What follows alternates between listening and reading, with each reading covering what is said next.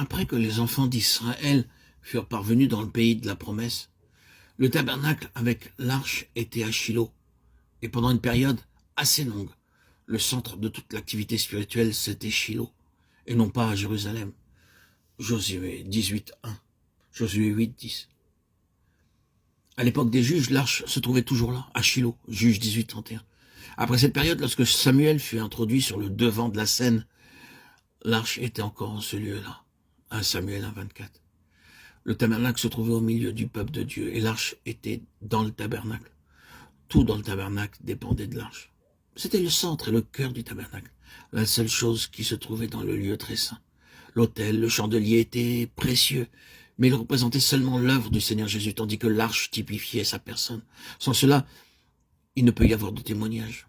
Le Seigneur lui-même est notre témoignage. C'est lorsque Samuel est entré en scène que l'arche a été séparée du tabernacle. Et quand l'arche partait, alors la gloire partait aussi. Le tabernacle ne devait sa raison d'être en tant que témoignage de Dieu que lorsque l'arche demeurait dans le lieu très saint. Comment l'arche a-t-elle été séparée du tabernacle? À l'époque des juges, Israël a péché contre Dieu. Le peuple de Dieu n'a pas chassé ses ennemis. Et il a servi de faux dieu. Chacun faisait ce qui lui semblait bon. Cette déclaration de la parole de Dieu résume la situation au cours de cette période. À la fin de la période des juges, Élie était souverain sacrificateur à Shilo. C'était un homme qui avait une certaine foi, mais pas beaucoup de vie, un type de l'orthodoxie morte. Ses deux fils furent appelés fils de Bélial, fils sans valeur. Ils furent sans valeur pour Dieu et sans utilité pour son peuple. Non seulement ils commettaient l'iniquité dans leur service, mais ils péchaient d'une manière déshonorante. À cause de cela, le peuple était très loin du dessein de Dieu. C'était l'état des choses lorsque Samuel fut appelé par Dieu. Les Philistins guerroyaient contre Israël et les avaient battus. Et au lieu de s'humilier devant Dieu pour rechercher la cause de leur défaite, ils ont fait sortir l'arche du tabernacle pour l'introduire sur le champ de bataille. Ils espéraient en faisant cela pouvoir vaincre leur ennemi. À leurs yeux, l'arche de Dieu était l'arche de l'alliance et ils s'imaginaient que Dieu respecterait son alliance en les protégeant de leurs ennemis, quelle que puisse être leur conduite à l'égard de son alliance.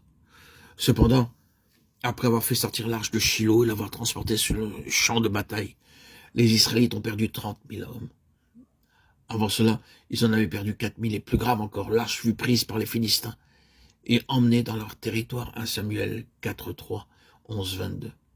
Avec le départ de l'arche, la gloire était aussi partie d'Israël.